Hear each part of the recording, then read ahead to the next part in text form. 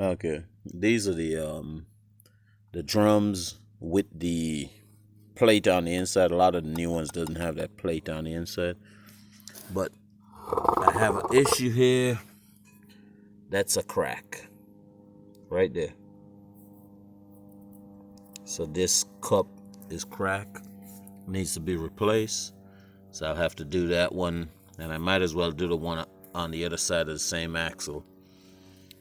But while you're doing this, you might as well check everything.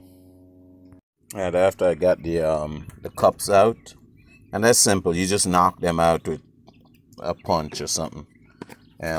This is the new one for the inner. That's it right there. The outer was good, but since I'm there, I got the one for the outer right there. And those will take the place of, where it is. No, this is one. This was the bad one here. See which crack? It didn't crack all the way through, but I could feel it.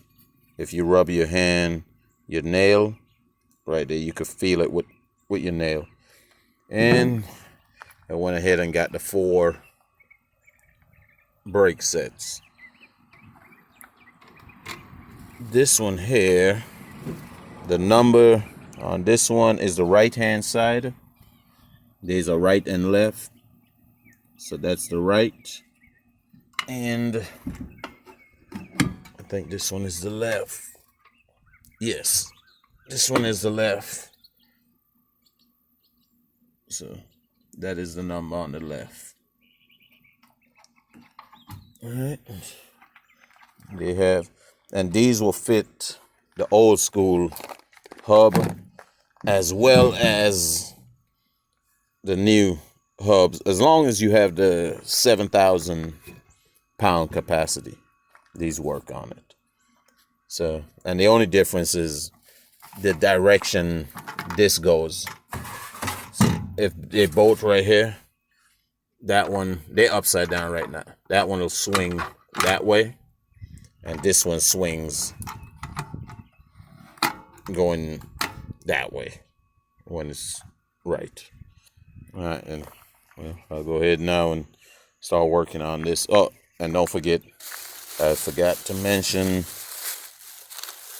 it's good to put on new bolts on the plates.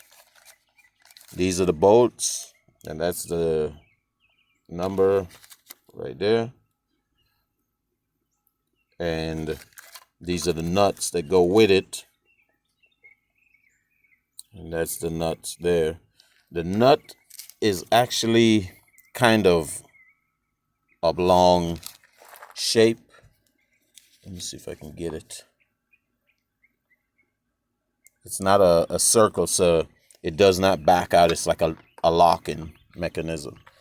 So that's it.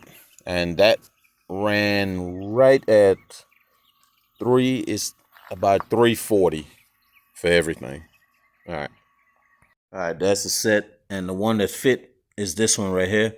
But if you don't have a set,